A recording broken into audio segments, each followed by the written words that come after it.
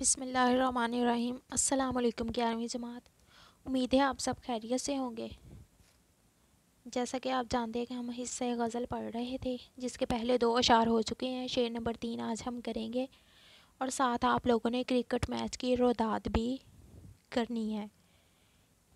اس غزل کا شعر نمبر 3 ہے: موت سے کس کو مفر ہے مگر انسانوں کو، پہلے جینے کا سلیقہ تو سکھایا جائے۔ مفر جائے فرار، سلیقہ ڈھنگ۔ اس شعر کا مفہوم ہے کہ موت سے کسی کو بھی جائے فرار نہیں، لیکن اس سے پہلے انسان کو جینے کا سلیقہ تو سکھایا جائے۔ تشریح طلب شعر میں شاعر نے 2 حقائق کو بے نقاب کیا: اول کہ موت اٹل ہے اور دوم کہ آج کا انسان جینے کے طریقوں سے ناواقف ہے۔ شاعر کہتا ہے کہ موت سے کوئی شخص، کوئی زیرو بھاگ نہیں سکتا۔ ارشاد ربانی ہے کہ تم جہاں کہیں بھی چلے جاؤ تم موت سے نہیں بھاگ سکتے، چاہے تم مضبوط قلعوں میں ہی کیوں نہ چھپ جاؤ۔ کسی شخص کے لیے موت سے کوئی جائے فرار نہیں، تمام کائنات ہی فانی ہے۔ بقول شاعر، موت سے کس کو رستگاری ہے، آج وہ کل ہماری باری ہے۔ دوسرا اصل پہلو یہ ہے کہ شاعر کہتے ہیں کہ انسان کو چاہیے کہ وہ جینے کا سلیقہ اور طریقہ سیکھے۔ دراصل آج کا انسان اخلاقی اقدار کو پامال کر رہا ہے، ہر سو نفسا نفسی کا عالم ہے، وہ جینے کے تمام قرینے فراموش کر چکا ہے۔ معاشی بحران، مذہبی فقدان نے اس کی زندگی اجیرن کر دی ہے۔ طبقہ عمرہ اور طبقہ غربا دونوں ہی جینے کے حقیقی ڈھب سے ناواقف ہیں۔ عمرہ کا طبقہ عیش و عشرت کی زندگی بسر کر رہا ہے اور غربا کی حق تلفی اور ان کی ہڈیوں پر اپنی عشرت قدیں تعمیر کر رہا ہے۔ دوسری طرف جب غریبوں کا خون نچوڑا جاتا ہے تو انہیں اپنی جان کے لالے پڑ جاتی ہے، پھر وہ تہذیب و تمدن کو یکسر فراموش کر کے زندگی قائم رکھنے کے لیے اوچھے ہتھ کنڈے استعمال کرنا شروع کر دیتے ہیں اور اخلاقی اقدار کو پس پشت ڈال کر جرائم پر اتر آتے ہیں، اور اس طرح انسان حیوانوں سے بھی بدتر شیطان کا روپ دھار لیتا ہے۔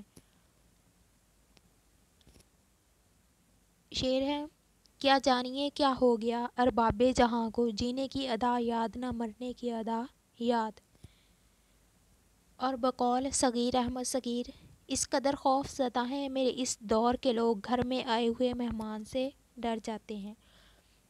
ایسے میں شاعر کہتے ہیں کہ انسان کو جینے کا ڈھب سکھایا جائے۔ یہ ڈھب کیسے سکھایا جا سکتا ہے؟ صاف جواب ہے کہ حضور صلی اللہ علیہ وآلہ وسلم کے اسوہ حسنہ صلی اللہ علیہ وآلہ وسلم کی پیروی کرے، ایک ایسی ہستی کی سیرت کی پیروی کرے جو رہتی دنیا تک کے تمام انسانوں کی مکمل رہنمائی اور رہبری کرتی ہے، یا دوسرے الفاظ میں دین اسلام پر اپنی گرفت مضبوط کرے۔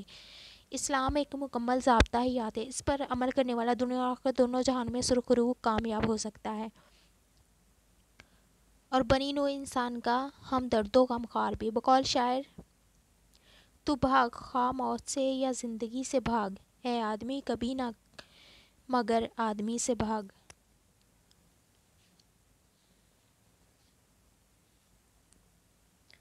یہ تھا شعر نمبر 3۔ آگے ہے شعر نمبر 4: حکم ہے سچ بھی قرینے سے کہا جائے، ندیم زخم کو زخم نہیں پھول بتایا جائے۔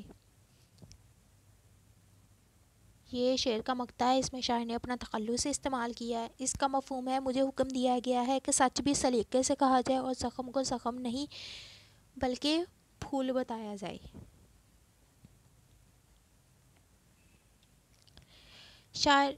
شعر اس بات کا غماز ہے کہ ظالم حکمران اور آمر مطلق اپنے خلاف کچھ سننا گوارا نہیں کرتے۔ دور آمریت میں لوگوں کو سچ کہنے کی اجازت نہیں ہوتی۔ ظالم حکمران اپنی مرضی کے قوانین کا نفاذ کر رہے ہوتے ہیں، انہیں یہ گوارا نہیں ہوتا کہ کوئی ان کے ظلم و ستم کے خلاف فریاد کرے، زبان کھولے اور اس کی راہ میں روڑے اٹکائے۔ شاعر کہتے ہیں کہ ہمیں بھی اس طرح کا حکم دیا گیا ہے کہ اول تو سچ بولا ہی نہ جائے، اور اگر سچ بولنا ہی ہے تو واشگاف الفاظ میں نہیں بلکہ تشبیہ و استعاروں کے پردے میں اور مصلحت کا لباس پہنا کر کہا جائے، زخم کو پھول بتایا جائے تاکہ عام لوگ حقیقت و اصلیت سے آگاہ نہ ہو سکیں۔ اسی حوالے سے شعر ہے: ظلم کو ظلم ذرا سوچ کے کہنا انجم، سر تیرا دیکھ سر دار بھی ہو سکتا ہے۔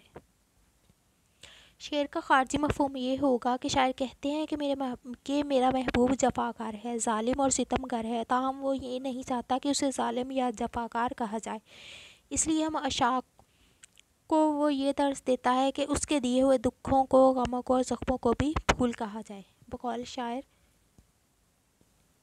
ایک پتھر جو دستے یار میں ہے، پھول بننے کے انتظار میں ہے۔